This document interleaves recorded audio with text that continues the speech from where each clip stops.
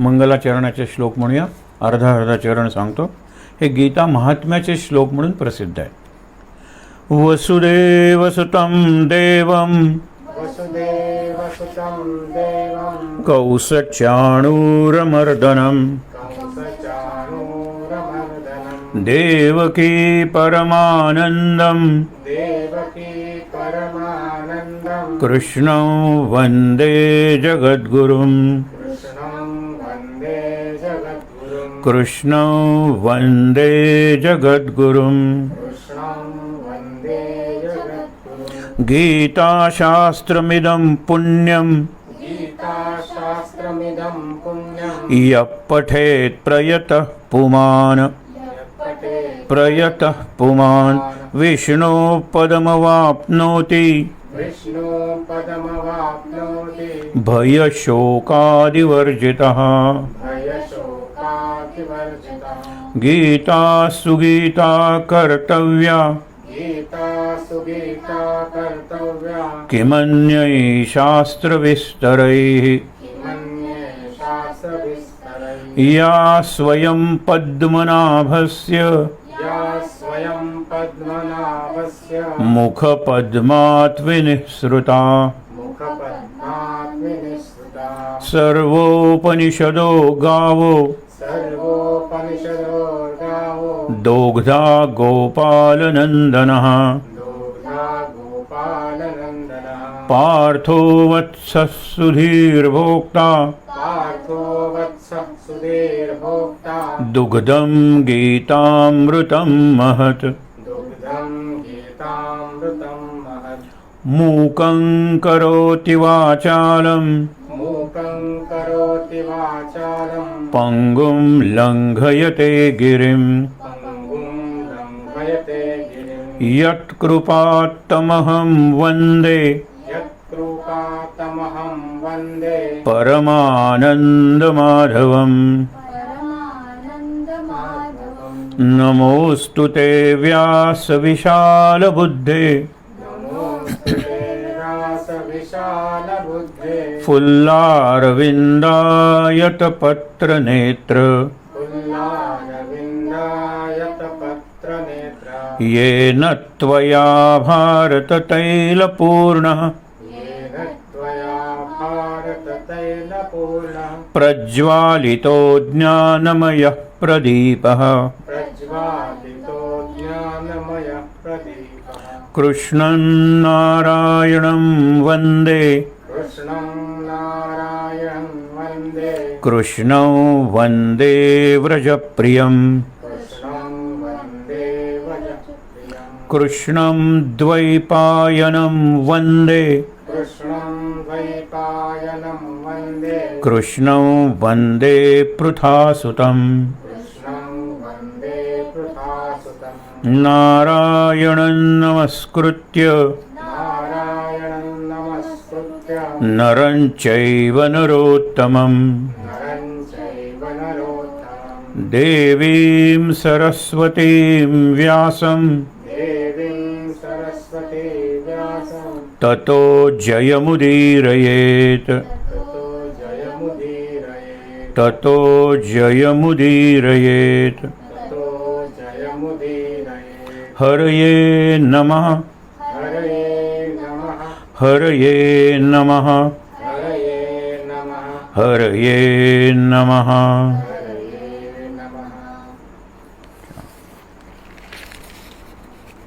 आज या मालेतला दुसरा दिवस आहे. आज मास म्हणजे महिना बदलला. काल अमावस्या होती. आज आहे प्रतिपदा. फाल्गुन शुद्ध प्रतिपदा. आज संक्रांत सुद्धा आहे. जी आपल्या पौष्यात येते, ज्याला आपण हळदी कुंकू वगैरे करतो, रथसप्तमी असते, ती मकर संक्रांत. माघात येते ती कुंभ संक्रांत.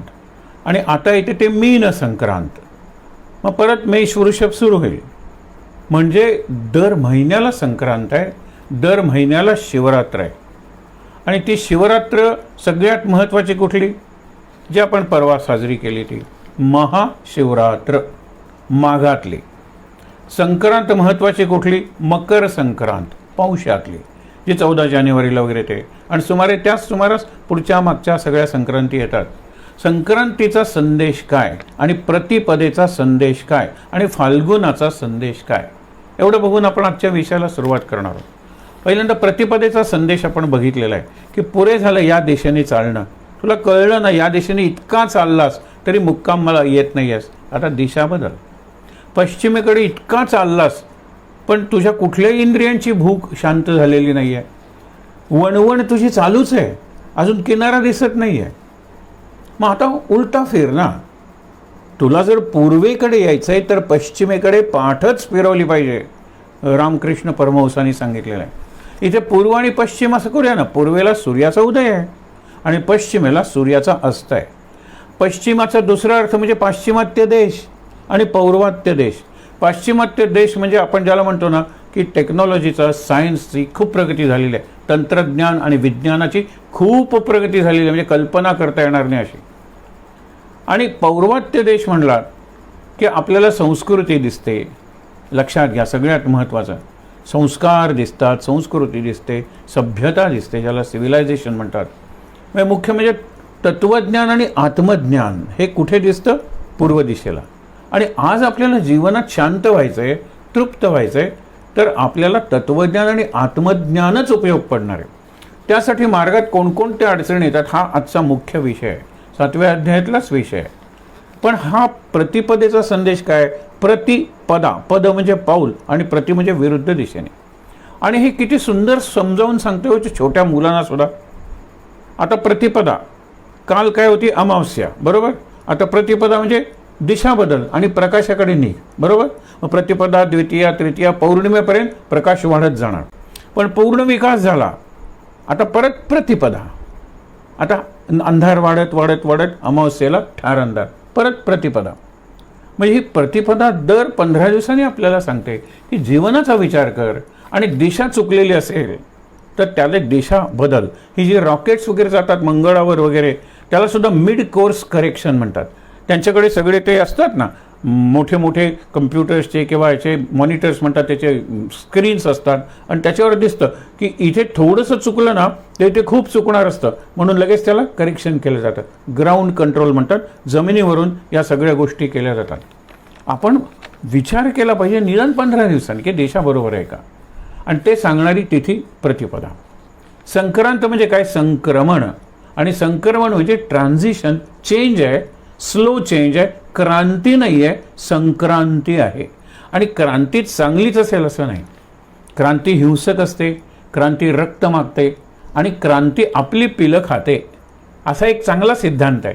भारतात बघा ना की ज्याने अक्षरशः आपलं जीवन देऊन सुद्धा किंवा सर्वस्वाचा त्याग करून देशाला स्वातंत्र्य मिळवून दिलं. स्वातंत्र्य मिळवल्यानंतर पहिले काही नेते सोडले तर नंतर देश कोणाच्या हातात गेला? क्रांतीने आपली पिल्लं खाऊन टाकली. सगळ्या देशात हेच घडतं की क्रांती घडवणारी जी मंडळी असतात ती क्रांती घडवता घडवता एवढी थकून जातात की जनतेला त्यांनी परत आपल्यावर मार्ग दाखवावा, राज्य करावं असं वाटत असतं. पण ती थकलेली बाजूला फेकली जातात, आणि ज्यांचा संबंध नसतो विशेष क्रांतीशी ते सत्तेवर येतात. म्हणून क्रांती चांगली असेलच असं नाही, प्रत्येक क्रांती चांगली असं नाही, पण संक्रांती, सम म्हणजे सम्यक आणि क्रांती, सम्यक म्हणजे कल्याणकारी. योग्य दिशा, योग्य प्रमाण आणि त्यातून निर्माण होणारं कल्याण, त्याला सम्यक क्रांती आहे. दर महिन्याला आपल्याला ही संधी मिळते की जीवनात जरा संक्रांती आणूया. काय आणायचं आहे? आजचा विषयच तो आहे, म्हणजे आपल्याला कळेल कोणता बदल घडवायचा आहे. आता फाल्गुन काल बघितलं होतं, मा अघ पाप करू नकोस. पण आता फाल्गुन काय सांगतो? फाल्गुन हे अर्जुनाचं नाव आहे. काल आपण ठरवलं होतं ना की अर्जुन पुरस्कारांचा दिवस होता, आपण एक पुरस्कार, अर्जुन पुरस्कार स्वतःला देऊया, अर्जुनासारखं बनूया. मग अर्जुनासारखं बनायचं म्हणजे काय? मग ते 7 पक्ष्यांचे गुण बघितले होते. 8वा एक पक्षी लक्षात ठेवा, पण तो पक्षी म्हणजे सध्याच्या मानवजातीचं, विशेषतः तरुण पिढीचं एक प्रतीक आहे. त्याला चंडोल म्हणतात. चंडोल पक्षी, इंग्लिशमध्ये त्याला लार्क असा एक शब्द आहे.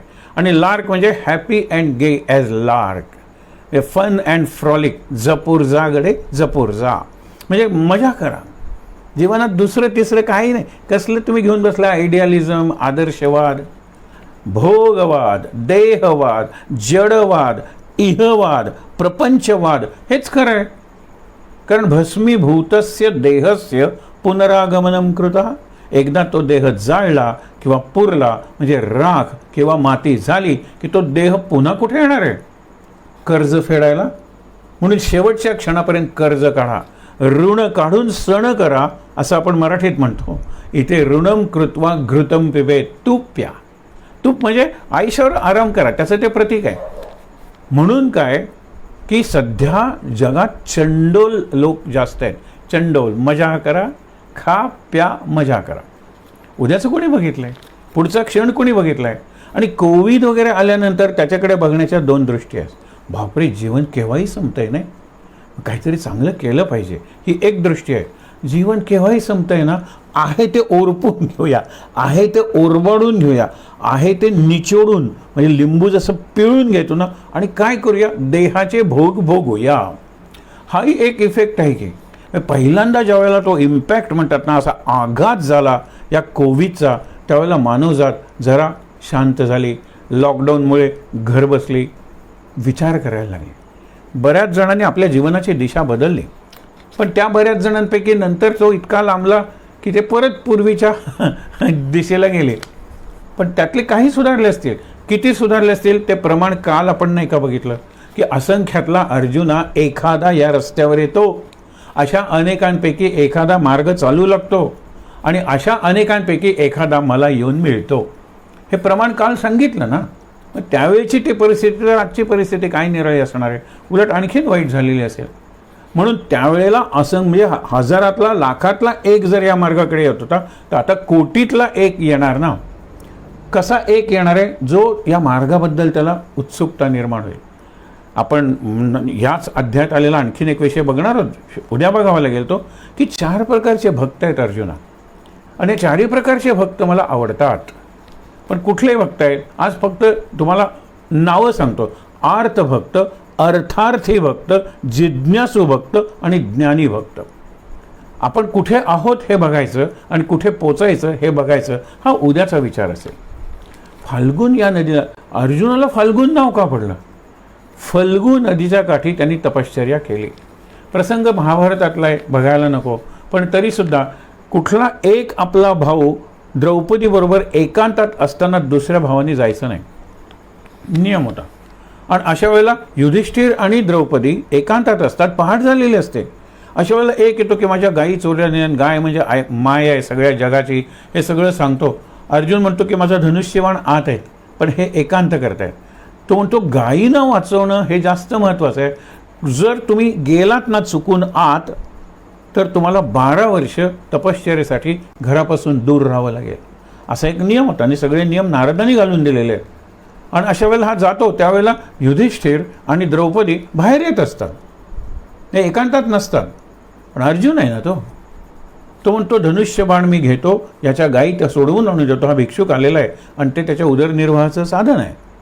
आल्यानंतर मी तुमची सगळ्यांची आज्ञा घेतो आणि तपश्चर्याला जातो. युधिष्ठिर म्हणतो गरज नाही रे, आम्ही एकांतात नव्हतो. नाही, तुम्ही बाहेर येण्यापूर्वी मी आत आलो, म्हणजे तुमच्या एकांतातच मी भंग केलेला आहे, आणि म्हणून तो गेला. याच्यात अनेक गोष्टी साधल्यात. आता सगळं महाभारत सांगत नाही, पण संकटाचं संधीत रूपांतर कसं करायचं, निगेटिव्हिटीतून पॉझिटिव्हिटीकडे जायचं, आणि सतत प्रॉब्लेम करण्यापेक्षा चॅलेंज काय आहे हे बघायचं. त्याचे उदाहरण म्हणून तुम्हाला मी फक्त सांगतो की या 12 वर्षात अर्जुनाने 2 लग्न केली. लग्न बायको पाहिजे म्हणून केलेली नव्हती. तर उद्या जर लढावं लागलं कौरवांशी किंवा कुणाशी, तर आपल्याला मित्र असावेत, हे लक्षात घ्या. आणि मित्र कुठले? तर त्यांनी उलुपी म्हणजे आपण म्हणतो ना 2 प्रदेश, मणिपूर तिथली चित्रांगदा आणि नागभूमी म्हणजे नागालँड आपण आता म्हणतो ती नागभूमी, तिथली उलुपी, ह्या 2 राजकन्यांशी लग्न केली. ते मित्र झाले. तो कथा बघ पुढे. नंतर त्यांनी पाशुपतास्त्र, वासवी शक्ती ह्याच्यात मिळवल्या त्यांनी. म्हणजे तपश्चर्या केली, शंकराकडून हे मिळवलं, इंद्राकडून ते मिळवलं, ही शस्त्र मिळवली. तो जास्त शस्त्र सिद्ध झाला, म्हणजे त्यांनी उपयोग केला त्याचा. आणि सगळ्यात महत्त्वाचं म्हणजे फल्गू, म्हणजे एका अर्थाने सरस्वती जी गुप्त नदी आहे, तिथे त्यांनी तपश्चर्या केली. त्या फल्गू नदीचं काय आहे की तुम्हाला पाणी पाहिजे असेल ना, तर वरची रेती आहे ना ती बाजूला केली की खाली पाण्याचा प्रवाह तुम्हाला दिसतो. सरस्वती गुप्त आहे म्हणतो, तशी फल्गू. म्हणजे तुम्हाला कुठलाही ग्रंथ वाचायचा आहे, गीता, तर हे जे शब्द आहेत ना, श्लोक आहेत ना, ते असे बाजूला करा, जरा खणा खोल, आणि मग तुम्हाला अर्थाचं पाणी लागेल.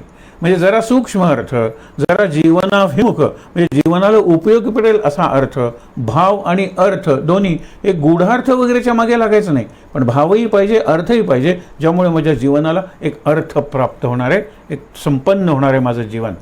आपला सगळा जो प्रयोग आहे, सगळे जे प्रयत्न प्रयास आहेत, ते याचसाठी आहेत. आजचा विषयही तसाच आहे.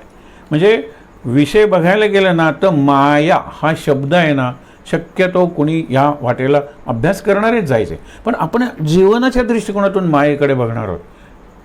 माया ह्याच्याबद्दल एक नाटक आलेलं होतं अत्रेंचं, त्यांनी जाहिरातच होती, ब्रह्म तिथे माया, वृक्ष तिथे छाया, बुवा तेथे बाया.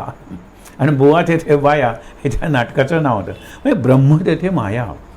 आता ब्रह्म आहेच आहे ना, ब्रह्म काही करत नाही, पण त्याला करावंसं वाटतं, त्यावेळेला जी शक्ती त्यातून निर्माण होते किंवा ते करतं, त्याला मूळ माया, गुणमाया अशी न पण माया तयार होते. माया शब्द कसा बनला? या, मा, सा, मा, या. सारेगम वाटतं ना तुम्हाला? या म्हणजे जी, या कुंदेंदु तुषार हार धवला या, आणि सा माम पातो सरस्वती, सा म्हणजे ती. अक्षरशः एका अत्यंत चांगल्या शाळेत सगळं माहीत आहे, प्रार्थनेचा वगैरे, आणि इन्स्पेक्टर येतो, तुम्ही आत्ता सुंदर श्लोक म्हणलात, मी तुमचं कौतुक करतो. सुरुवातीचा जो एक अक्षरी शब्द आहे या, अर्थ काय? आता कोकणीत या म्हणजे चला, ग्राउंडवर चला या, त्यांना तसं वाटलं. आणि सा म्हणजे सारेगम, आणि सरस्वती वगैरे बनलेल्या मुलांनी उत्तरं दिली, फार बुद्धी चालवली त्यांनी, फार कल्पनाशक्ती चालवली. त्यांनी म्हटले या म्हणजे जी, आणि सा म्हणजे ती. या, मा, मा म्हणजे नाही, जी नाही, सा ती माया. हे लक्षात ठेवा. या, मा, सा, माया, जी नाहीच आहे. आपण उदाहरणं भरपूर बघितली म्हणजे तुम्हाला कळणार.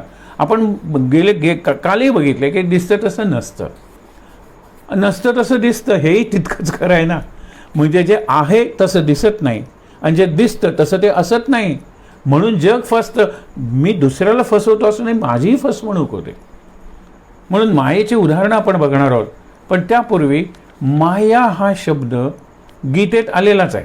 आता या ह्याच्यातच सांगितलं, माझी माया ज्यांना तरून जायचे त्यांनी एक काम करायचं, माया तरलेला आहे त्याचे पाय धरायचे. म्हणजे तो समजा मायेचा सागर आहे, मायेची नदी आहे, मायेचं अरण्य आहे, मायेचा हा सगळा संसार आहे, जो तरुण गेलेला आहे, जो पलीकडे गेलेला आहे, त्याचे पाय धरा. प्रपद्यन्ते, जे मला शरण येतात, कारण मी मायेचा पती आहे, माझ्याकडून माया निर्माण झालेली आहे. मायेचा पती, मायाधीश, मायाध्यक्ष मी आहे. माझे पाय धरा, मला शरण या. मग तुम्ही, माया गेलीच की तुमची, माया नाहीच आहे, तुम्ही ती निर्माण केलेली आहे. कधी कधी ती डोळ्यांच्या पातळीवर, कधी कधी कानाच्या पातळीवर, आपण कितीतरी उदाहरणं देऊ शकतो. पण माया ही जी शक्ती आहे ती वापरून मी काय करतो हे भगवंतानी गीतेच्या शेवटच्या अध्यायात शेवटी सांगितलं. शेवटी त्यांनी कळस काय केला, कशाला विचार करूया रे, सर्व धर्मान् परित्यज्य माम एकम शरणं व्रज. जे मला प्रपद्यन्ते, इथे हाच विचार आहे, मला शरण येतात ते माया तरून जातात. मला शरण ये, मी तुझा उद्धार करतो, मोक्षयामी, पापातून तुला सोडवतो, इतकं वचन दिलेलं आहे. त्याच्या आधीचे जे 5-6 श्लोक आहेत त्यातला हा 66वा श्लोक आहे, हा 61वा श्लोक आहे. ईश्वर सर्वभूतानां हृद्देशे अर्जुन तिष्ठती. हे अर्जुना, तुला मी ईश्वराचा परमनंट ॲड्रेस सांगतो. तो वैकुंठात असेल किंवा नसेल, भक्तांनी हाक मारली की निघाला, त्यावेळेला तो कुठे वैकुंठात. ही भक्तीची भाषा आहे समजण्यासाठी. तो सर्वव्यापी आहे, तो इकडून तिकडे जाणार कुठे, मग त्याला वाहन कशाला लागतं, गरुड लागतं ना त्याला. सर्वव्यापी आहे. तर ह्या पुराणातल्या कथा आहेत, त्यातला अर्थ तोच आहे. त्याच्यानंतर कधी कधी मी सूर्यात असतो, पण सूर्य अस्ताला गेल्यानंतर, सूर्याला ग्रहण लागल्यानंतर मी दिसतो कुठे. तिसरी जागा कुठे, की मी योग्यांच्या हृदयात, ते समाधी अवस्थेत असतात, ध्यानस्थ असतात, त्यावेळेला त्यांच्या हृदयात त्यांनी मला कोंडून धरलेलं असतं. पंचाक्षरी डोळे उघडून व्यवहार करायला लागतात, त्या क्षणी मी तिथून निसटलो. म्हणजे योग्यांची हृदय ते सूर्यबिंब आणि वैकुंठ हा माझा परमनंट ॲड्रेस नाही आहे. मग व्यक्तीचं सांगितलेलं आहे. आणि मला आवडतं कुठे सांगू का, मदभक्ता यत्र गायन्ते तत्र तिष्ठामि नारद. जिथे माझे भक्त गात असतात, नाचत असतात, भजन करत असतात, नाम घेत असतात, तिथे कमरेवर हात घेऊन युगानुयुग मी उभा राहतो. तो एक ॲड्रेस आहे, तो एक पत्ता आहे. पण तरीसुद्धा माझे भक्त जिथे गातात, कृष्ण विष्णू हरिगोविंद या नामाचे निखळ प्रबंध, माझी त्यांनी सांगितलेलं आत्मचर्चा विशद उदंड गाते. म्हणजे नुसतं नाही आहे, आत्मचर्चा आहे तिथे, तिथे चिंतन आहे, तिथे कथा आहे आणि निरूपण आहे. 2 भाग आहेत कीर्तनाचे. त्यामुळे काय की हा जर विचार केला तर जिथे ते गात असतात सगळी मंडळी, तिथे मी असतो. हा माझा एक चांगला ॲड्रेस आहे. पण तू फक्त तुझा याचा त्याचा विचार करायचा असेल, कुठल्याही जिवंत निर्जीव वस्तूचा विचार करायचा आहे, पशु पक्षी प्राणी वनस्पती विचार करायचा आहे, तर सगळ्यांच्या हृदयात मी असतो. हां, दगडाला कुठे हृदय आहे? हां, पाषाण हृदय माणूस असू शकतो, हे तुम्हाला पटतं की नाही? पाषाणाला हृदय नाही असं वाटतं तुम्हाला? त्या कातळातून म्हणजे त्या दगडातूनच पाषाणातून झरा नाही का निघत, अमृतासारखं पाणी असलेला. प्रत्येक गोष्टीला ऋत अयम ऋत अयम ऋत अयम. म्हणजे एवढं घेतलं ना त्याचा हा हे एक हृदय, बारीक घेतलं त्याचं हे एक हृदय, बारीक घेतलं आणखीन एक हृदय. म्हणजे कितीही कण बारीक केलात ना तरी त्याला हृदय आहे, लक्षात ठेवा. ऋत अयम म्हणजे हृदयम, हे हृदय आहे. सर्व भूतांच्या हृदयात मी असतोच असतो अर्जुना. आत असल्यामुळे मी काय करतो, I am in driver seat. Driver आत असतो, लक्षात ठेवा. तुम्ही म्हणता आता रिमोटनी वगैरे उडतात, तो कुठे ड्रायव्हर असतो, पण तो कुठे चालवतो गाडी? तो सेन्सर असतो ना, इकडे लावलेला तिकडे लावलेला, ते चालतो. पण तिथे आत काहीतरी शक्ती आहे ना, ती यंत्रणा आहे ना, मेकॅनिझम, आणि ते चालवतं, आतूनच चालवतं. म्हणजे जरी तुम्हाला सांगितलं की पेट्रोल गाडी चालवते ना, पेट्रोलमध्ये शक्ती आहे, नाही तर दूध का नाही चालवत गाडी? उद्या पाण्यातूनही चालवतील, कारण हायड्रोजन ऑक्सिजन आहे, ऑक्सिजन करतील, चालवतील गाडी उद्या. परंतु आज पेट्रोलमध्ये शक्ती आहे, ती शक्ती गाडी चालवते. माझ्या आत जी प्राणशक्ती आहे ना, ती शक्ती मला प्राण आहे तोपर्यंत जिवंत ठेवते, निरनिराळ्या कृती माझ्याकडून करून घेते. हे महत्त्वाचं सांगितलं आहे की ईश्वर सर्वभूतानां हृद्देशे, म्हणजे हृदयाच्या प्रदेशात, हृदयात असतोच असतो, लक्षात ठेवा. पण गंमत काय, भ्रामयन सर्वभूतानि यंत्रारूढानि मायया. माया, मायेच्या साध्यानं, मायेच्या साधनानं किंवा मायेच्या माध्यमातून, किंवा आता वाहन सांगितलं ना, यंत्र आहे, यंत्रारूढानी. आपण सगळेजण देह नावाचं यंत्र आहे, त्यावर आपण आरूढ झालेलो आहोत. हे देहाचं यंत्र, आतला ईश्वर आहे, तो चालवतो. ते चालवण्यासाठी त्याला इंधन फ्युएल कुठलं लागतं, त्याला फूड कुठलं लागतं, बघा ना, माया. म्हणजे माये. आणि तुम्ही म्हणता तुम्हाला पेट्रोल पंपावर जावं लागतं. अरे कणाकणावर मायेचा पंप आहे, मला कुठे भरलंच, मी फिरवतो तुम्हाला. भ्रामयन शब्दाचे 2 अर्थ. इकडे फिरवतो, तिकडे फिरवतो, इकडे नाचवतो, तिकडे नाचवतो, असं खेळवतो, तसं खेळवतो, करतो ना आपण सुद्धा जीवनात. भ्रामयन, भ्रमण. आणि दुसरा भ्रामयन म्हणजे भ्रम. ही माया आहे मुख्य, म्हणजे भ्रम. दिसतं तसं मला आहे तसं दिसतच नाही, आणि मला दिसतं तसं नसतं. आपण कितीतरी गोष्टी यापूर्वी बघितलेल्या आहेत की 2 येतात सैनिक आहेत, ते वाळवंटातून येतात, सगळ्यांच्याकडे आर्मर म्हणतात ना, म्हणजे तसं आहे चांगलं, त्यांनी चिलखत घातलेलं आहे, युद्धाची तयारी आहे त्यांची. एक पुतळा आहे, पुतळ्याच्या हातात एक सुंदर ढाल आहे. एक जण म्हणतो, अरे या वाळवंटात सोन्याची ढाल. हा हा हा. तिकडून तो येतो, म्हणतो या वाळवंटात चांदीची ढाल. तो त्याला म्हणतो, ओळखत नाही एकमेकाला, विरुद्ध दिशाने आलेले आहेत. तुला सोनं म्हणजे काही कळत नाही करे, आणि तुला चांदी म्हणजे काही कळत नाही. विचार करा. असं करत करत मारामारी करतात, आणि दोघांच्याकडे तलवारी आहेत, आणि दोघांच्याकडे चिलखत असलं तरी इतके वार करतात ते मानेवर, डोक्यावर, की अगदी मृत्यूशय्येवर दोघंही पडलेले आहेत. अशा वेळेला तिसरा येतो, अरे तुम्ही एकमेकाचे शत्रू करे? नाही. तुम्ही एकमेकाला ओळखता? नाही. मग तुम्हीच लढलात ना एकमेकाशी? हो. का? याला सोनं म्हणजे काय माहीत नाही, आणि याला चांदी म्हणजे काय माहीत नाही. तो तिसरा जो असतो ना, तो सोनं म्हणणाऱ्याला फरफटत या बाजूला आणतो आणि चांदी म्हणणाऱ्याला फरफटत या बाजूला आणतो. त्या ढालीला एका बाजू सोनेरी असते आणि दुसरी बाजू चंदेरी असते. आता त्यांना दिसलं तसं नव्हतं ना, त्याने ज्ञान मिळवलं असताना, अरे तू का म्हणतोस असं, मी तुझ्याकडे येऊन बघतो, अरे खरंच चांदीची आहे इकडे, तू माझ्याकडे येऊन बघ, हां खरंच सोन्याची आहे. तसं करतच नाही. ज्ञान मिळालं की माया गेली, लक्षात ठेवा. ज्ञान मिळालं पाहिजे. आणि ज्ञान कशाचं, मूळ तत्व आहे ना त्याचं. आता आपण अनेक उदाहरणं बघूया, मायेची उदाहरणं. आणि ही माया म्हणजे आपण मराठीत म्हणतो ना की माया असली पाहिजे. मराठीत सुद्धा माया या शब्दाचे 3 अर्थ आहेत. एक म्हणजे आईची मुलावर माया असते, बरोबर. थोडीशी माया असली की संकटात उपयोगी पडते. माया म्हणजे पैसा. आणि पूर्वी गरीब होते हो, आणि मुलं वाढायची उंचीनं, त्यावेळेला त्यांचा ड्रेस युनिफॉर्म शिवायचे, त्यावेळेला शिंप्याला सांगायचे जरा माया धरा त्याला, म्हणजे उंच झाल्यानंतर सोडवून पुन्हा वरती करता येईल. ही एक माया आहे. त्यांनी खूप माया जमवली आहे, म्हणजे संपत्ती जमवलेली आहे. पण ही जी माया आहे ना ती प्रत्यक्षात नाहीच आहे, अस्तित्वच नाही. एक 2-3 उदाहरणं आपल्याला देतो. आगगाडीचे रूळ, म्हणजे आगगाडी या मामाला टाटा बाय बाय करायला आलेला आहे मुलगा, आणि गाडी जाते, दूर जाई तोपर्यंत हा बघतो आणि रुळावर, आणि गाडी गेल्यानंतर रडायला लागतो जोरात. मामा पडला असेल म्हणाला. का? कारण 2 रुळावरून गाडी गेली आणि पुढे ते 2 रुळ मिळालेले दिसत आहेत ना. बाबा गाडी पडली खड्ड्यात, मामाकडे जायला पाहिजे. बाबा म्हणतात जाऊया, तुला तिथे दिसतात ना, आपण तिथे जाऊया. तिथे गेल्यानंतर बाबा इथे 2 रूळ आहेत की, हा पुढे मिळालेले दिसतात. अरे 2 किलोमीटर जरी गेले तर त्याला कळतं मग की ते अपियर टू मीट. हे जे अपिअरिंग आहे ना, हे खोटं आहे, भासमान आहे. त्याला माया म्हणलेलं आहे. दुसरं मृगजळ. हरण त्याला दिसतं म्हणून त्याला मृगजळ म्हणलेलं आहे.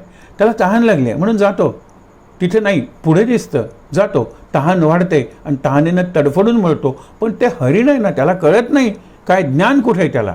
शाळेतून येणाऱ्या मुलांना एप्रिल मेमध्ये डांबरी रस्त्यावर सुद्धा हवा तापून असं मृगजळ दिसतं. पहिल्यांदा त्यांना जर शिकलेलं नसेल तरी ते तिथे जातात.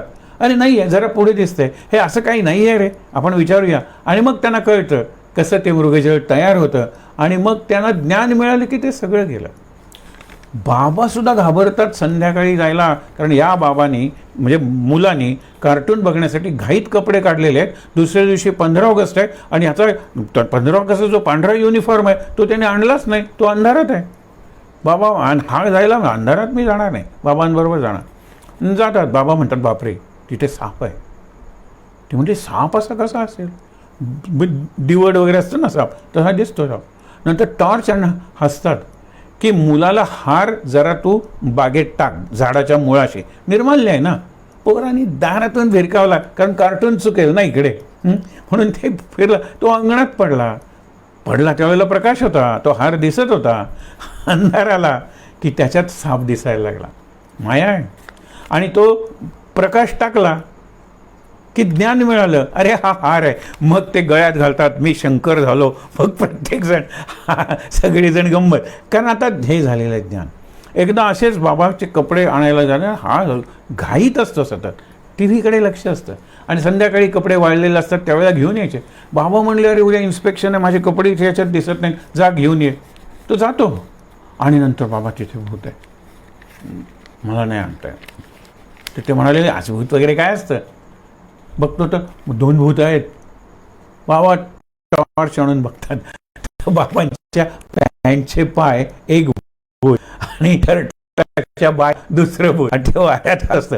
बुजगावण्याला सुद्धा पक्षी घाबरतात. आपल्याला काय बुजगावण्याची भीती वाटते, कारण आपल्याला ज्ञान आहे. ते अशा कितीतरी गोष्टी आहेत की पक्षाला ज्ञान दाखवून, पक्षाला जर ज्ञान आहे तर तुला का नाही. संत अशी उदाहरणं देतात. एका चिमणीला अंडी घालायची, तिला पिल्लं होणार आहेत. ती सगळीकडे शोधते. गेल्या वेळेला इकडे केलं तर ते नागाने खाल्ली होती, तिकडे केलं होतं ते रात्री घुबड आलं त्या घुबडाने खाल्ली होती, इकडे केलं होतं ते घरटं मुलांनी पाडलं खाली, माझी गेली होती. आता कुठे सुरक्षित जागा आहे ते विचार करते.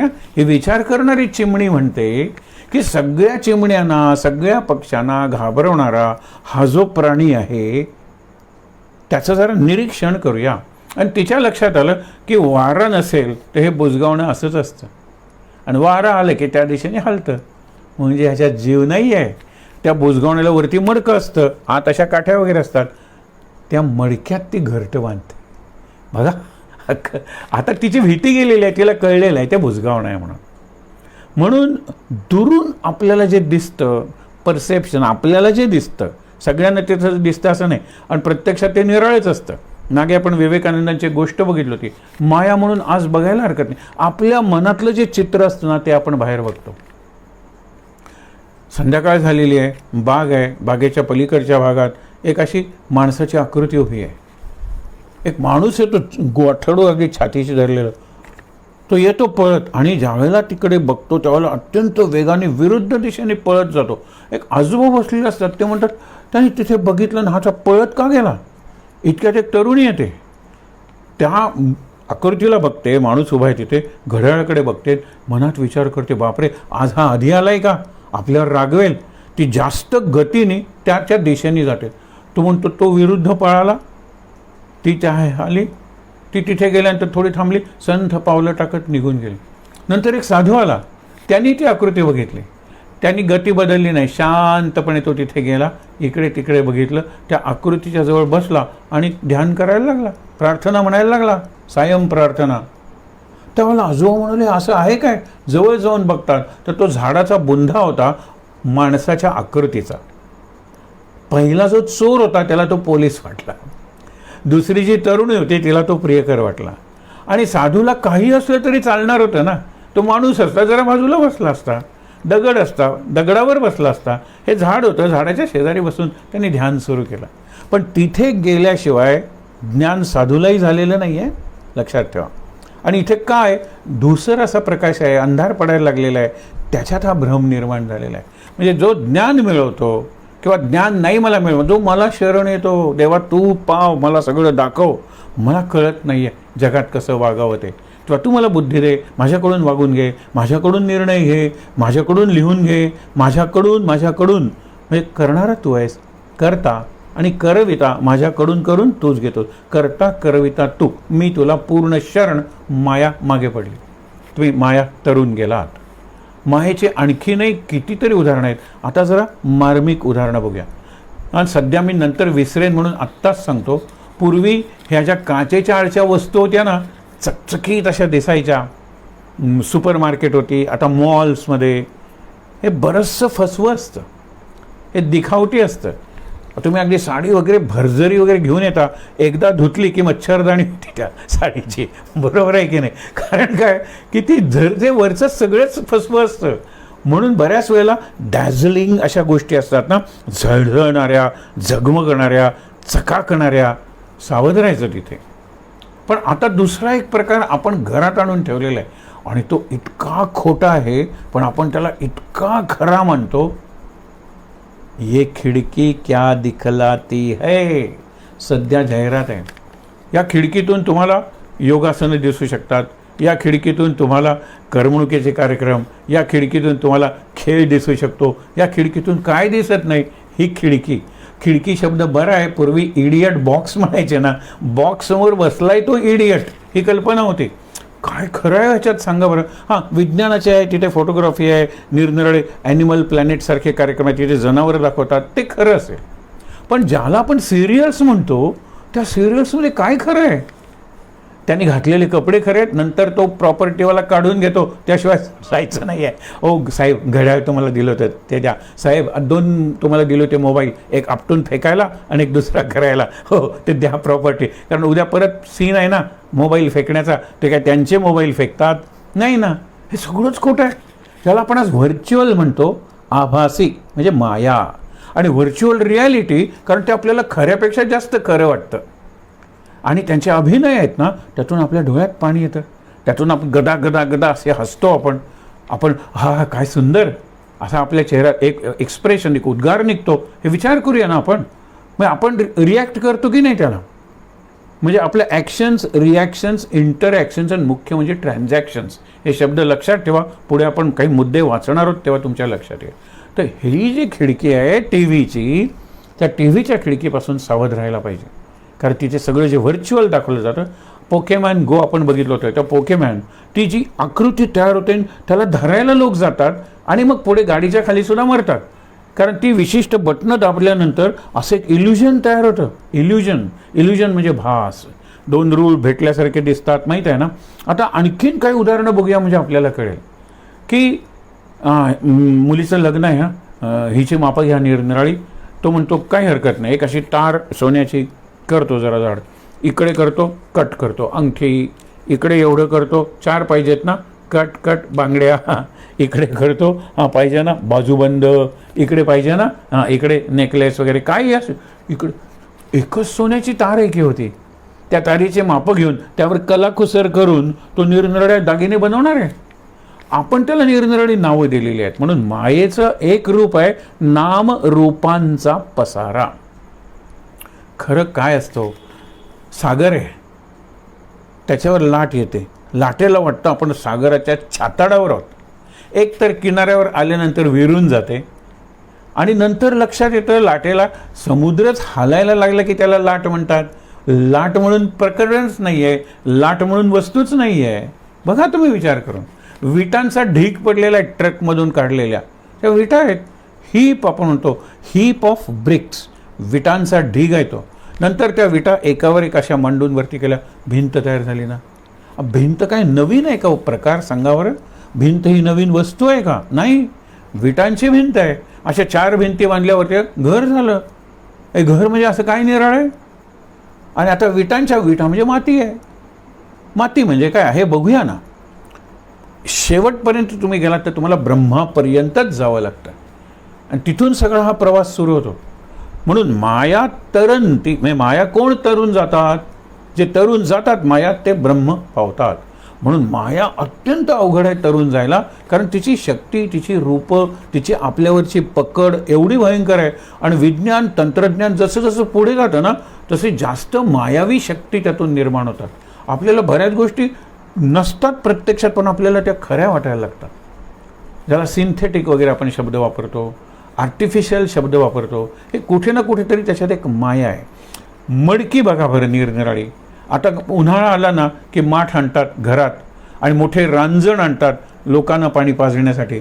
नंतर घरात दही वगैरे ठेवायला, दूध वगैरे तापवायला काही ठिकाणी.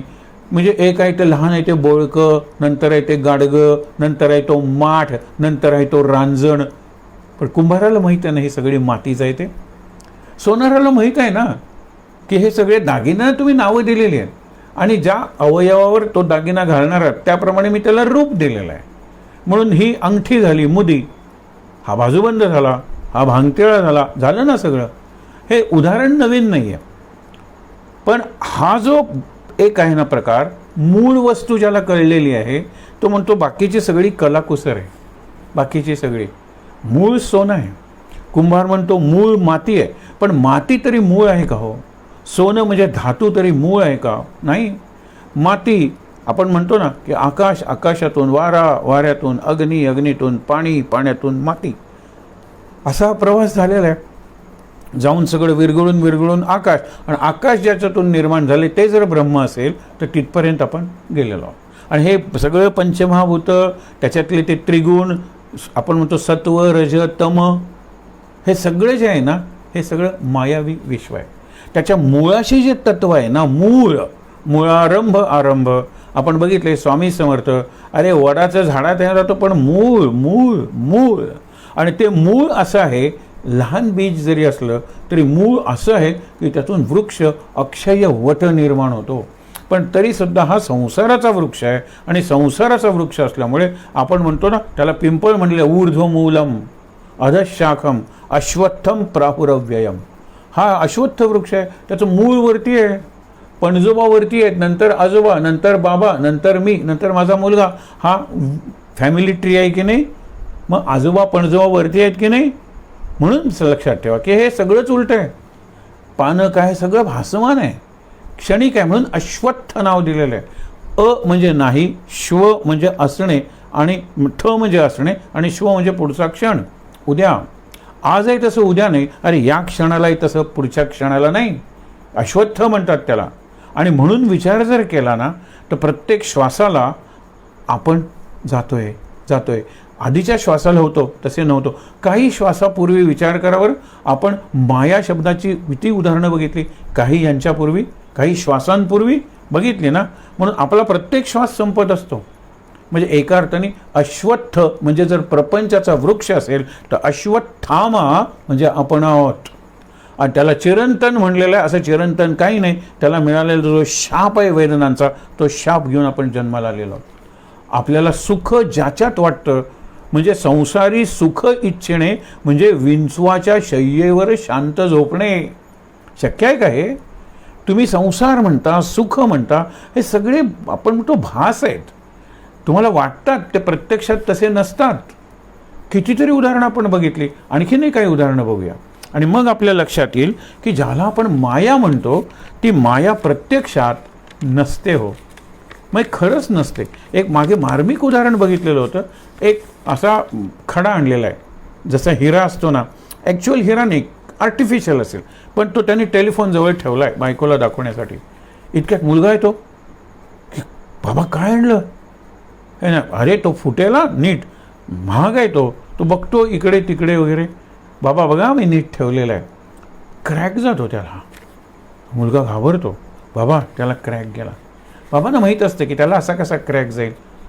तर बाबा उचलतात, अरे कुठे रे क्रॅक. बाबांच्या लक्षात आलं, बाबा ठेवतात, बाबा क्रॅक. बाबा म्हणतात, आता तो केस आहे ना खाली, तो काढून टाक बरं, आता कुठे क्रॅक. तर केसावर तो ठेवल्यानंतर केस दिसत होता, त्यातून ती क्रॅक वाटत होती. तो तडा गेलाय त्याला असं वाटत होतं, पण प्रत्यक्षात तडा गेलेला नव्हता. हा भास आहे ना, हा भ्रम आहे. भास, भ्रम, ज्याला इल्युजन म्हणतात. ऑप्टिकल इल्युजन म्हणजे दोन ते मिळालं. मिराज म्हणजे आपण त्याला मृगजल म्हणतो, हे ऑप्टिकल. ऑडिटरी, बऱ्याच वेळा हे आवाज ऐकवले, ए तुला आवाज ऐकवला का ग, पॅ पॅ, कुणाचा, पोदेराचा. आणि मला नाही ऐकवायला. अगं आज कसा येईल तो, त्यांनी सांगितलं होतं ना काल लग्नाला जाणार आहे म्हणून. त्यावेळेला तो आवाज ऐकायची एवढी सवय झाली आहे की नाहीच आहे. बऱ्याच वेळेला कल्पना असते. पावलोज डॉग नावाचा एक प्रयोग आहे मानसशास्त्रात. बरोबर 12 वाजले, ट्रिंग वाजायची बेल, आणि तिथे ठेवलं की जेवायला असे काही दिवस गेल्यानंतर एक दिवस ट्रिंग बेल वाजते, जेवायला दिलेलं नाही. ह्याच्या तोंडातून एवढी लाळ लागते, कारण आता येणार हे जे असतं ना, प्रत्यक्षात कुत्रे होते, त्याची लाळ गळणारच आहे ना. मी जर सांगितलं स्वतःला, अन्न जोपर्यंत समोर येत नाही तोपर्यंत लाळीफिकेशन नाही, सॅलिनेशन आपण म्हणतो, नाही सलायवा माझा येणार. अगदी तुम्ही सांगितलं ना की लोणचं म्हणलं तरी येणार नाही, असं जर म्हणलात ना तर येणारच आहे, कारण कॉन्ट्रा सजेशन आहे आपल्याला. मुलानं जर सांगितलं ना की तू उभा राहा कोपऱ्यात, मी फक्त 10 मोजणार आहे, आणि 10 मोजेतोपर्यंत तुला जर काळा ससा दिसला नाही तर हे चॉकलेट तुला. मुलगा 1 2 3 त्याला दिसतो, आणि शेवटी 10 ससे पैठाना दिसतात, सगळे काळे. आता खरं बोलायचं मात्र, तो म्हणतो की बाबा मला चॉकलेट हवे, पण मला 10 काळे ससे दिसले. कल्पना करा ना, कारण ते करायचं नाही म्हणलं ते करतो, आणि जे करायचं म्हणलं नाही ते करत नाही. कुठल्या तरी मायेच्या प्रभावाखाली आपण आहोत, म्हणून विचार केला पाहिजे. एक आपण मागे अशा कितीतरी कथा बघितल्या होत्या. मी रेफरन्स का देतोय, हे सगळं पाहिलंय. एक शाळेतले जे तयार करतात ना सिलेबस किंवा करिक्युलम, त्याची काही तत्त्व आहेत.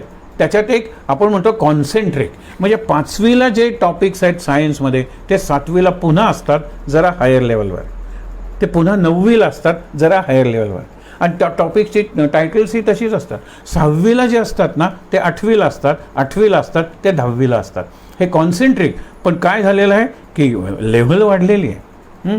आता तुम्हाला सांगतो, कितना ठमालले ठमाल आपल्या गाई, मग तो म्हणतो ना गाणं, आणि तुम्ही सगळ्यांनी खरवस केला, खाल्ला वगैरे, हे सगळं हे लहान मुलांना शिकवतात. आई काजळ वगैरे लावताना कितना थमालले म्हणते. आणि पोस्ट ग्रॅज्युएशनला सुद्धा तो जो निरनिराळ्या संतांच्या वाङ्मयावर अभ्यास करतो, तो कितना थमालेल्याचा निराळा अर्थ लावतो की नाही. एकच कविता आहे, एकच पुस्तक आहे, ते 5वीत अभ्यासा, 7वीत अभ्यासा, 9वीत अभ्यासा. एकच कविता आहे, एकच विषय दिला आहे निबंधाला. आणि म्हणून सांगतो, हल्ली निबंध हा जो प्रकार आहे तो एकतर गेलाय, अस्तंगत झालाय, आणि मुलांना शिकवलंच जात नाही. तुम्ही 10वीतल्या म्हणा, आई माझी आई याच्यावर लिहा इंग्लिशमध्ये, my mother, I like my mother very much. माझ्या आईवर प्रेम आहे, मेरी माँ मुझे अच्छी लगती है. अरे 5वीत जे होतं तेच 7वीत, तेच 8वीत, तेच 10वीत. सुधारलोय कुठे आपण? माया आपल्याला त्रास देणारच आहे आपण जर सुधारलो नाही तर. मग आता काय सांगितलेलं इथे लक्षात ठेवा. फार सुरेख त्यांनी उदाहरणं दिलेली आहेत. क्षितिज उदाहरण आहे, क्षितिज, की जिथे आपल्याला दिसते की आपण आता मोठं ग्राउंड आहे, ग्राउंडला दिसतं ना काय की तिथे भेटलेलं आहे आकाश वगैरे. आकाश ग्राउंडला टेकलं, जाऊया ना तिथे, मग पुढे जाऊया ना तिथे. जसजसं पुढे जाल ना तो आभास आहे, अपियर्स टू मीट, की जिथे आकाश आणि जमीन अपियर टू मीट म्हणजे असं भासतात. हा भ्रम आहे, पण ज्ञान आल्यानंतर भ्रम जातो. पण मी मात्र आहे आतल्या याला तुम्ही भजा, बाहेरच्या जर मूर्तींना वगैरे भजाल तर त्या इमेजेस आहेत. मूळ ज्याला म्हणतात ना, सब्जेक्ट ऑब्जेक्ट वगैरे शब्द वापरतो, त्याची ती प्रतिमा आहे, त्याचा प्रतिध्वनी आहे. आत जे स्तोत्र श्वासांचं चालू आहे, सोहम सोहम, बाहेर तुम्ही त्याच्यावर स्तोत्र रचता. अत्यंत आवश्यक आहे ते स्तोत्र म्हणणं, पण अर्थाकडे नको का लक्ष द्यायला? का नुसत्या चालीत म्हणायची, तालात म्हणायची, तेही चांगलं आहे, पण स्तोत्र ही जी स्तुती मी करतोय त्या स्तुतीचा अर्थ नको का कळायला? तू आत्ता म्हणलास की 7 शिंग असलेला तो बैल आहेस, म्हणजे काय रे? बैलाला 7 शिंग? मग त्याला सांगायला पाहिजे, अरे हे वर्णन आहे, यज्ञातून ज्या ज्वाला निघतात ना त्या ज्वाला निरनिराळ्या, बैलाची शिंग दिसतात किंवा एखादा ढग दिसतो आकाशात आणि त्या ढगाला बैलासारखा दिसतो, मग त्याला निरनिराळी शिंग दिसतात. ऋषीला हे दिसत होतं, त्याची त्यांनी सूक्तं लिहिली, त्याची त्यांनी स्तोत्र बनवली. ह्या सगळ्या गोष्टी आहेत ना, मुळात जाऊन अर्थ बघितला तर आपल्याला त्याचा आनंद लुटता येतो आणि हे सगळ्यात महत्त्वाचं आहे. म्हणून एक गोष्ट आपण बघितली होती, ती बघून आपण एक फार सुंदर विचार बघणार आहोत, जो गीतेला समांतर आहे, गीतेतलाच विचार आहे.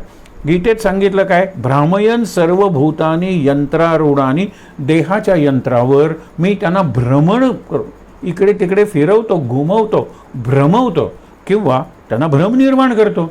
तुम्ही ज्ञान मिळवा ना, योग्य दिशा सापडू दे तुम्हाला, मग तुमचं भ्रम कमी होईल. भ्रमण आपण आता भ्रमण आणि परिभ्रमण हेच करतो. मूळ दिशा आणि मुक्काम याचं म्हणजे साध्य काय आहे आपल्याला त्याचं ज्ञान नाही आहे. आणि ते ज्ञान झालं ना की भ्रम गेला, आणि भ्रम गेला म्हणजे माया गेली. म्हणून इकडे ब्रह्म आहे, माया आहे, ज्ञान आहे. आता ज्ञानाबरोबर भक्ती आहे का? आहे, पण ती भक्ती विचार करून म्हणजे ज्ञानापर्यंत जाणारी भक्ती आहे. कर्म आहे का? ज्ञानापर्यंत जाणारं कर्म आहे. म्हणून सगळे सारखेच आहेत. भक्तीवाले भक्त म्हणणार भक्ती श्रेष्ठ, कर्मयोगी म्हणणार कर्म श्रेष्ठ, ध्यानयोगी म्हणणार ध्यान श्रेष्ठ, ज्ञानयोगी म्हणणार अर्थातच ज्ञान श्रेष्ठ. पण खरी जी वाक्य आहेत ना, लक्षात ठेवा, ज्ञानात एव तू कैवल्यम. कैवल्य म्हणजे मोक्ष, ज्ञानाशिवाय मोक्ष नाही. तू भक्तीने सुरुवात कर, आरतीच्या अर्थावर चिंतन कर, करता करता एक दिवस तुला अनुभव येईल, अरे सत्राणी उड्डाणे हुंकारवदनी, काय आहे अर्थ त्याला? मला आज अनुभव आला हनुमंताचा त्याच्या आरतीत. हा अनुभव आहे तो ज्ञानाकडे नेणार आहे. म्हणून दुसरं, सा विद्या या विमुक्त आहे, तीच खरी विद्या जी मुक्त करते, मोक्ष देते. ज्ञानात एव तू कैवल्यम नाही ज्ञानेन सदृशम पवित्रम इह विद्यते. या माणसाच्या संस्कृतीत, या माणसाच्या समाजात किंवा या इह लोकात ज्ञाना इतकी पवित्र गोष्ट नाही आहे. पण ज्ञान पाहिजेच. ज्ञानाचे अगदी आपल्याला कशाला ब्रह्मज्ञान पाहिजे? भक्तीतून मी ब्रह्मज्ञान मिळवेन. तुकाराम वगैरे म्हणतात वेदांचा अर्थ आम्हाला माहीत आहे, याचा अर्थ मी वेदज्ञ आहे, पण मी संस्कृत वगैरे काय फार वाचलेलं नाही आहे, पण वेदांचा अर्थ मला माहीत आहे, कारण मला अनुभवातून, भक्तीतून, अखंड नामातून ज्ञानापर्यंत मी पोचलेलो आहे. म्हणून सगळे मार्ग सारखेच आहेत, एकाच ठिकाणी नेतात. पण त्यातल्या त्यात महाराज काय सांगतात की नाम कसं आहे की तुम्ही निरनिराळ्या मार्गाने पांडुरंगाकडे जाता, पण दर्शन घेताना सगळे मार्ग एका ठिकाणी येतात. तुम्ही पांडुरंगाच्या समोर, तुमचं डोकं त्याच्या पायावर. आता मार्ग संपले की नाही? पायावर तुम्ही डोकं ठेवल्यानंतर प्रवास संपला आहे. लक्षात ठेवा, यात्रा संपलेली आहे. तोपर्यंत यात्रा म्हणजे भ्रमण. भ्रामयन सर्व भूतानी चालूच आहे. भ्रम आणि भ्रमण या दोन्ही गोष्टी लक्षात ठेवा. मूळ लक्षात आलं म्हणून एक छोट्या गोष्टी बघून आपण नारदांच्या शब्दात माया तरून जायची असेल तर काय केलं पाहिजे म्हणून काही मुद्दे बघणार. अवघड आहे का? अवघड आहे हो. माया ही ब्रह्माची शक्ती आहे. किती शक्तिमान असेल लक्षात ठेवा. आणि ती शक्ती अशी आहे की तुम्ही जितकी जास्त शक्ती वापरून तिला समजायला लागाल तितकी ती जास्त शक्तिमान होते. वाली रावणाला काय सांगतो माहिती आहे ना, अरे मी तपश्चर्या करून वर मिळवून घेतलेला आहे की जो शत्रू माझ्यासमोर उभा राहून त्याचं सामर्थ्य दाखवेल त्याच्या 10 पटीने सामर्थ्य माझ्यात येईल. तेव्हा रावणा तू कितीही सामर्थ्य दाखव, तुझ्या 10 पटीनं ऑटोमॅटिकली मला वर मिळालेलं आहे. आणि मग तो रावणाला बगलेत धरतो आणि पृथ्वी प्रदक्षिणा करतो. आपण बघितलेलं आहे. मायेचं तसं आहे हो. आपल्याला वाटतं काय सिंपल आहे, पण नाही ना. मृगजळ स्थान मिळतं कधी आपल्याला? नाही मिळत. क्षितिज कधी सापडतं आपल्याला? नाही सापडत. इथे तर आहे, इथे तर आहे म्हणतो. तिथे गेल्यानंतर इथे तर आहे. 3दा इथे झाल्यानंतर बापरे तिथे आहे आपण म्हणतो ना. पण हीच तर खरी गंमत आहे. अनंत राघवाचा जो पंथ आहे ना, या राघवाचा सुद्धा तोच आहे. म्हणजे जिथून मी सुरुवात करतो प्रवासाला अनंताकडे, तो अनंत ती आतच आहे. बाहेर प्रवास कराल तर अंत नाही आहे, अंत नाही असा तो अनंत आहे. आत असलात ना, प्रवास अंत संपला. आतला राम भेटला, आतला श्याम भेटला. हे महत्त्वाचं आहे. नारद आणि भक्तिसूत्रात जे पैलू सांगितलेले आहे. पण त्यापूर्वी या 2 गोष्टी बघा. प्रचंड गरमी आहे आणि त्या गरमीत एक वाटसरू चाललाय, कुठेही झाडसुद्धा नाही आहे आणि तळप आहे खाली, म्हणजे खडक आहेत. एवढी गरमी वाढली आहे त्याच्यामुळे एक झाड दिसतं चांगलं असं आंब्याचं सुंदर गर्द सावली असलेलं. तो म्हणतो आता ऊन खाली उतरेतोपर्यंत 2-4 तास आपण आणलेलीच आहे शिदोरी खाऊया, पाणी पिऊया आणि शांत झोपूया. 4 वाजल्यानंतर तो उठतो आणि म्हणतो आता ऊन कमी झालेले आहेत, आता पुढचा प्रवास तरी करायलाच पाहिजे. तो नमस्कार घालून त्या झाडाला धन्यवाद देतो. हे वृक्ष देवते धन्यवाद, तू जर नसतेस ना तर आज मी डिहायड्रेट झालो असतो, वाफून मेलो असतो म्हणाले. त्यावेळेला ते वृक्ष हसतो, म्हणतो अरे मला कशाला धन्यवाद देतोस? धन्यवाद त्या सूर्याला द्यायला पाहिजे. त्याला धन्यवाद, त्याचं वाटोळं होऊ दे म्हणतो. अरे तो वाटोळाच आहे की, त्याचं आणखीन काय वाटोळं करणार आहेस तू? त्याला शाप देणारा तू कोण? कारण का माहिती आहे ना, तो तिथे आहे ना म्हणूनच मला सावली आहे, हे लक्षात घे. आणि तो जेवढा तापतो ना तेवढी माझी सावली तुला थंड वाटते. अंधारात सूर्य नसतो त्यावेळेला मला सावली कुठे असते? म्हणून त्याला तू आभार मान की असं ते झाड. आणि तो सूर्य नसता, आपण फोटोसिंथेसिस वगैरे म्हणतो, ज्याने अन्न तयार होतं. फोटो म्हणजे सूर्याचा प्रकाश आहे. सूर्यप्रकाश नाही तर अन्न कसं निर्माण करणार आहात? माझ्या संपूर्ण अस्तित्वाचं, माझ्या वाढीचं आणि मुख्य म्हणजे माझ्या सावलीचं मूळ कारण सूर्य आहे. आणखीन एक अत्यंत आपण बघितलं होतं की दत्ताची उपासना करणारं घराणं खूप श्रीमंत असतं. पुढे वाईट दिवस येतात, संपत्ती उधळून टाकतात, व्यसनं लागतात, आपल्या बायकांचे मंगळसूत्राचे मणीसुद्धा नेऊन विकतात, तरी व्यसनं वाढतात. आणि शेवटी मग काय म्हणतात, जाऊ दे काय दत्ताने आपलं भलं केलं आहे. खरं म्हणजे आपण माती करायची आणि दोष देवाला द्यायचा, त्या शक्तीला. शक्ती कुठे आहे, ज्योती कुठे आणि माती कुठे आपल्याला कळत नाही हे, कारण आपल्याला मूळ ज्ञानच झालेलं नाही. मग शेवटी ते भाऊ 3 जण ठरवतात, दत्त, गाय आणि हे सगळे सॉलिड गोल्डचे असतात किंवा ज्या वेळेला असतं त्यावेळेला त्यांनी बनवलेले आहेत. दत्ताची मूर्ती ठोस अशा सोन्याची आहे, त्याच्या मागची गाय स्वतंत्र आहेत या, आणि 4 कुत्री घेऊन जातात आणि त्याला सांगतात त्याचा भाव कर. तो सांगतो हा या भावाने मी तुमचं विकत घेईन. काय समजा काहीतरी 5,000 रुपये तोळा मी विकत घेईन किंवा 10 ग्रॅम. त्यावेळेला म्हणतात की ठीक आहे. तो घालायला लागतो, सगळं त्यांनी घालून वजन करायला लागतो. तो म्हणतो अरे कुत्र्याला जो दाम किंवा दर तोच गाईला आणि तोच दत्ताला एकत्र काय करतोयस? आम्हाला वाटलं तू कुत्र्याचा दर सांगितलायस, गाईचा आम्ही नंतर विचारणार होतो आणि दत्ताचा नंतर विचारणार होतो. त्यावेळेला तो म्हणतो की हे सगळं सोनं आहे, तुम्हाला आकार बदललाय म्हणून हा दत्त वाटतो, आकार बदलल्या म्हणून ही गाय वाटते आणि आकार बदलल्या म्हणून कुत्रे वाटतात. मला मूळ त्याच्यातलं तत्व काय तर सोनं आहे. मी सगळ्याचं एकत्रच करणार. कारण का? तो म्हणतो माझा बाजारभाव आहे आणि तुमचा भक्तिभाव आहे. हा फरक आहे. भक्तिभाव त्यावेळेला त्यांचे डोळे उघडतात, नाही आम्हाला हे विकायचं नाही आहे, आम्ही इथेच शपथ घेतो, सगळी व्यसनं सोडू आणि पूर्वीचं वैभव प्राप्त करून देऊ. आणि त्यांना वैभव प्राप्त झालं. ही सत्यकथा आहे. म्हणजे एकंदरीत तुमच्या लक्षात येईल की माया संसारातल्या प्रत्येक गोष्टीत एक मूळ, म्हणजे मगाशी जे सांगितलं त्यातलं सोपं करून सांगूया की या संसारात मला सुख मिळेल आणि कायमचं सुख मिळेल. आत्ता माझं जे आहे ते कायमचं टिकेल. योग आणि क्षेम. योग म्हणजे मिळवलेला आहे. आणि क्षेम म्हणजे कल्याण, ते टिकलं पाहिजे. अरे राजाला राज्य मिळालं दुसऱ्याचं, अरे पण तिसरा राजा माझं राज्य घेणार नाही कशावरून? सगळीकडे भीती आहे, सगळीकडे चिंता आहे, सगळीकडे कल्पना आहेत. आणि कल्पना, चिंता, भीती हे ज्ञान नाही म्हणून आहे. तो जो लंगोटी घातलेला साधू आहे, अरे निर्भीडपणे निर्भयतेने तो रानावनात रात्रीचं वगैरे फिरत असतो. तिथे काही साप नसते, तिथे काही वाघ वगैरे नसतात. अरे वाघ फळ आणून ठेवतो महाराजांच्या समोर, ज्यावेळेला ते त्या गुहेत बसलेले आहेत म्हणून. वाघीण ती काय फळ खाते काय? ती तोंडात तोंड सुद्धा लावणार नाही. पण ती शक्ती आहे एक. त्याला मी जोडलो ना की भ्रम गेला, माया गेली, सगळं गेलं. नारद काय सांगतात ते पाहून आजचा विषय आपण संपवणार आहोत. त्यांनी काय सांगितलं? कस्तरती कस्तरती कस्तरती मायाम. आपल्याला, आपण तत्वज्ञान बघत नाही आहोत, लक्षात ठेवा. जीवन चांगलं जगण्यासाठी की आपल्या ज्या चुकीच्या कल्पना, मिसकन्सेप्शन्स ज्याला म्हणतात, चुकीच्या कल्पना जर आपण करेक्ट केल्या, सुधारल्या, तर आपण आनंदात राहू. पहिलं ते सांगतात की कोण तरतं? जी व्यक्ती, मग ती ज्ञानी असू दे, कर्मयोगी असू दे, ध्यानयोगी असू दे, भक्तियोगी असू दे, कुठली कोणतीही व्यक्ती, माया तरून जायचं आहे ना, ठीक आहे. पहिली गोष्ट संघात त्याच्याती संघ, आसक्ती, ह्या गोष्टी टाळल्या पाहिजेत.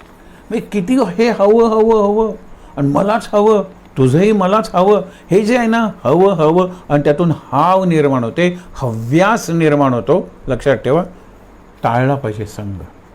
उगीच नसल्या स्मृती आपण घेऊन बसतो आणि वर्तमान नासवतो. कशाला? टाळलं पाहिजे. संघाच त्यजती तो माया तरती.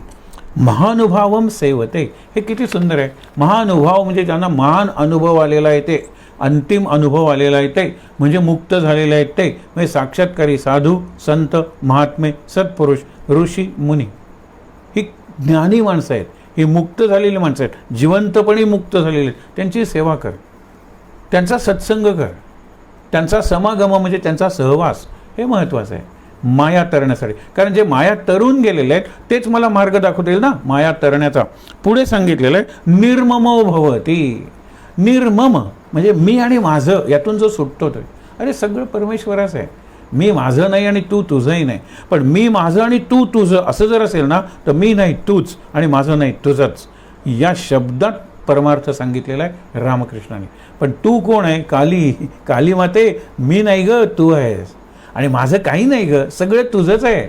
माझा देह तुझा आहे, देहातल्या शक्ती तुझ्याच आहे, तूच माझ्याकडून जगून घेतेस, माझा श्वास तू आहेस, हे लक्षात घ्या.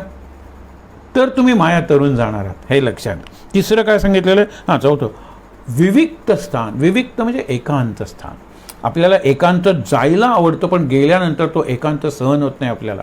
आपल्या आत अनेक आठवणी येतात. म्हणजे कसला एकांत आहे? एक, महाराज म्हणतात एकाचाही अंत, तो एकांत. आणि एक म्हणजे काय? तर माझा अहम भाव. अहम हा एक आहे आणि तो गेल्याशिवाय मला समाधान नाही, मी माया तरून जाणार नाही. विविक्त स्थान हे सगळे पुढे गीतेत येणार आहे ना, गीतेचा प्रभाव आहे नारद भक्ती सूत्रांवर. आणि म्हणून आपण विचार करूया विविक्त स्थानम. विविक्त स्थान म्हणजे एकांत स्थान. लोकबंधान उन्मूलयती. आपण बघितलं हे पुढेही येणार आहे की किती लोकांची बंधनं. लोकांना काय वाटेल असं वाटलं पाहिजे आणि लोकांना किती केलं तरी ते पटत नाही. कुछ तो लोग कहेंगे, लोगों का काम है कहना, असं म्हणायचं आणि सतत घाबरून लोक असं वागतात, आपण तसं वागलं पाहिजे, लोक तिकडे जातात, आपण तिकडे गेलं पाहिजे. अरे किती, म्हणून लोकबंधन उन्मळून टाका. सगळे जरी नाही तर अनावश्यक बंधनं, अनावश्यक लोकांचे संबंधमध्ये सुद्धा बंध आहे, ऋणानुबंधमध्ये सुद्धा बंध आहे. हे सगळे वापरा ना, पण वापरताना मुक्त असा, अलिप्त असा, हे सांगितलेलं आहे. निस्त्रैगुण्य भवती. ही माया आहे ना, ती सात्विक माया आहे, तामस माया आहे आणि राजस माया आहे. या सत्व रज तमाच्या पलीकडे गेल्याशिवाय तुम्हाला अवघड आहे का? अवघड आहे ना. माया तरून जाणं सोपं नाही. आणि आत्ता सांगितलं ना की माया इथे ये, आल्यानंतर जरा पुढे पळते, अरे आल्यानंतर जरा पुढे पळते, आल्यानंतर जरा पुढे पळते. बघा ना, असं होतं. एक इक्शियन नावाचा आहे कॅरेक्टर ग्रीक मायथॉलॉजीमध्ये, त्याला शाप मिळालेला आहे की कुठली वस्तू तुला दिसेल आणि तुला हवीहवीशी वाटेल आणि तू त्याला ज्यावेळेला आलिंगन देशील त्यावेळेला ढगासारखी ती विरून जाईल. झाडाला, कुठल्या आपल्या मुलीला, कशालाही तू मिठी मार आणि सतत तुला जो निरनिराळ्या प्रकारचे असतात ना, टँटलस आहे, त्याला शाप मिळालेला आहे. There will always remain a slip between the cup and the lip. तू कुठे प्यायला लागलास ना, तो प्यायला ओठाला लागे तोपर्यंत रिकामा होईल. मग काय तहान आहे ही, त्याला काय कोणी भेटतच नाही. स्पर्श केला, मिठी मारायला लागले की ती वितळून जाणार आहे. ही माया आहे. आपण जी आपली आपली माणसं म्हणतो ती नाही उपयोगी पडली हो, काय एवढा पैसा होता पण नाही वाचली आई, काय हे म्हणतो ना, म्हणजे तरी मला त्याचा आधार वाटतो. ही माया आहे. पैशाला महत्त्व आहे, निरनिराळ्या गोष्टींना, घराला महत्त्व आहे, पण एक लक्षात ठेवा, समोर झोपडी आहे. तो नेहमी म्हणतो की बंगल्यात राहायला काय आनंद येत असेल. तो म्हणतो मी बंगल्यात आहे पण मला झोप नाही. तो झोपडीत शांतपणे झोपतो आणि भूकंप होतो, झोपडी अंगावर पडून त्याला काही स्क्रॅचसुद्धा पडत नाही, पण हा स्लॅब अंगावर पडल्यामुळे मरतो. म्हणजे घराचा आधार, कुठल्या घराचा आधार, भूकंप झाल्यानंतर खरा आधार कुठला आहे विचार करायला पाहिजे. आधार आत आहे, आधार बाहेर नाही आहे, आणि आत आहे तो परमेश्वर आहे. त्याला शरण जा, ईश्वर सर्व भूतानां, आणि मग बघ सगळं आहे की नाही. आपण वाचूया आणि उद्या हा विषय पुढे सुरू करूया. योगक्षेमम त्यजती, योगक्षेमाचा त्याग कर. योगक्षेमाची जी चिंता आहे ना, त्याग कर. आपण उद्या एक कथा बघणार आहोत. कर्मफलम त्यजती, जो कर्माचं फळ टाकत नाही, कर्माच्या फळाची आसक्ती टाकतो, तो माया तरून जातो. निर्द्वंद्वो भवती. तुम्ही म्हणता ते गीतेत आले ना, अजूनही पुढे येणारच आहे ना. मग अशी सांगितलं ना, कॉन्सेंट्रिक सर्कल्स असतात, एक लहान, नंतर मोठं, नंतर आणखीन मोठं, त्यांचा सेंटर एकच असतो, केंद्र एकच आहे, बरोबर. तशा प्रकारचं आहे हे पुन्हा येणार आहे. त्यावेळेला आपण इतका विचार करत दुसऱ्या प्रकारे विचार करू. तर म्हणून कर्मफलम त्यजती, कर्मफळाचा त्याग नाही करत, कर्मफळाची जी आस आहे, आसक्ती आहे, अपेक्षा आहे, त्याचा त्याग करतो. निर्द्वंद्वो भवती. आत्ता एकच मुद्दा बघूया. देह, मन आणि बुद्धी या 3 पातळीवरची जी द्वंद्व आहेत, उद्या उदाहरणं बघूया, ती टाकतो मागे, त्याग करतो, तोच मायेतून सुटतो. आणि शेवटचा मुद्दा सांगेल, वेदान अपि संन्यसती, वेदांचा सुद्धा त्याग करतो, तो माया तरून जातो. अरे वेदांची जी अक्षर आहेत ना, वेदाचं जे पाठांतर आहे ना, द्विवेदी, त्रिवेदी, चतुर्वेदीच आहेत ना, फक्त ते मायेत जास्त अडकलेले आहेत. द्विवेदीपेक्षा त्रिवेदी जोरात आहे, त्रिवेदीपेक्षा ताठ आहे, कुठला चतुर्वेदी. आता काही राहिलं, अरे हा केवढा अहंकार आहे. मायेच्या विळख्यात तो अडकलेला आहेस, आणि प्रत्येक वेळेला तो हे पाठ करतोस, ते पाठ करतोस, वळसे घालून घेतोस मायेचे, किंवा विळखा घालून घेतोस मायेचा. त्याच्यापेक्षा आम्हाला वेदांचा अर्थ माहीत आहे, वेदांची अक्षरं माहीत नाहीत, असा त्याग करायचा आहे. म्हणजे वेदानपि संन्यसते स माया तरती तरती तरती, कस तरती कस तरती कस तरती मायाम. हे जे 10 गुण सांगितलेले, उद्या आपण हा विषय पुन्हा पाहणार आहोत, कारण हा अत्यंत महत्त्वाचा विषय आहे. आणि हे जर झालं तर आपल्याला कुठला अनुभव येणार आहे, तो अनुभव फक्त आत्ता पाहूया आणि थांबूया. कुठला अनुभव येणार आहे की सगळीकडे वासुदेवाचं दर्शन होणार आहे. सगळीकडे वासुदेव पाहतो. स महात्मा सुदुर्लभा वासुदेवा इति सर्वम, सर्वम इति वासुदेवा, सगळं वासुदेव आहे. त्या भावात राहायचं. वा, सुंदर आहे. आजपासून बरोबर महिन्यानी गुढी उभारणार आहोत. गुढी मायेची उभारणार आहोत का सत्याची, ज्ञानाची उभारणार आहोत? म्हणजे काय करायचं, उद्या इथून सुरुवात करूया, पण विचार करूया. गुढी आधार प्रपंचाचा आहे. तुम्ही अगदी कुठे बाल्कनीच्या ह्याला जरी बांधलीत तरी आधार आहे तो भूमीला टेकणं, पण जाते कुठे? आकाशाच्या आणि प्रकाशाच्या दिशेने, गुरुत्वाकर्षणाच्या विरुद्ध, ग्रॅव्हिटीच्या विरुद्ध. आणि जे खरं गुरुत्वाचं आकर्षण आहे, गुरु होण्याचं, सद्गुरूंना शरण जाण्याचं, त्या दिशेने जाते. गुरुत्वाकर्षणाच्या विरुद्ध आणि गुरुत्वाकर्षणाच्या दिशेनं अशी जी गुढी आहे, त्याच्यात आपण गोडही लावतो, साखरेची पदकं, आणि कडूही लावतो, कडुनिंबाची, मंगल लावतो, आंब्याची, वस्त्र लावतो, आणि लोटा तांब्या वगैरे घालतो, आणि हे सगळं काठीला उभारतो. हे काय आहे? या सगळ्यात वासुदेव आहे. हे दर्शन घ्यायचं तर गुढी उभारायचा आपल्याला अधिकार आहे. त्या ठिकाणी शांत. वासुदेवा सर्वम इति स महात्मा सुदुर्लभा, हा उद्याचा विषय आहे. शांत. मंत्र म्हणूया काही वेळा, माझ्या नंतर म्हणायचं आहे. ओम नमो भगवते वासुदेवाय. ओम नमो भगवते वासुदेवाय. ॐ नमो भगवते वासुदेवाय। ॐ नमो भगवते वासुदेवाय। ॐ नमो भगवते वासुदेवाय। ॐ नमो भगवते वासुदेवाय। ॐ नमो भगवते वासुदेवाय। ॐ नमो भगवते वासुदेवाय। ॐ नमो भगवते वासुदेवाय। ॐ नमो भगवते वासुदेवाय। ॐ नमो भगवते वासुदेवाय। ॐ नमो भगवते वासुदेवाय। शांत।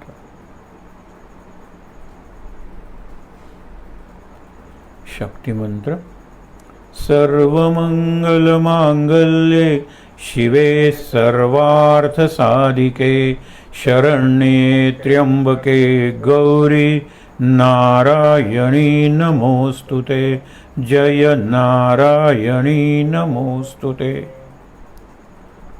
सदा सर्वदा योग तुझा घडावा, तुझे कारणी देह माझा पडावा। उपेक्षू नको गुणवंता अनंता, रघुनायका मागणे हेची आता। जय जय रघुवीर समर्थ। ॐ सहनाववतु सहनौ भुनक्तु सह वीर्यं करवावहै तेजस्विनावधीतमस्तु मा विद्विषावहै। ॐ शान्ति शान्ति शांति। तीनदा दीर्घ श्वासोच्छ्वास।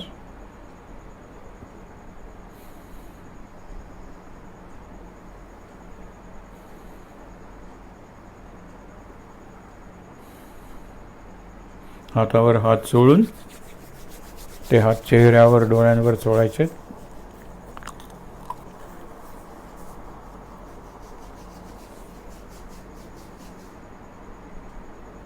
अगदी सावकाश डोळे उघडून समोर असलेला कृष्णार्जुनांचा रथ, सद्गुरुनाथ, कृष्णाची मूर्ती, बासरीधर आणि मुख्य म्हणजे वाङ्मयी मूर्ती गीतेची म्हणजेच भगवंताची।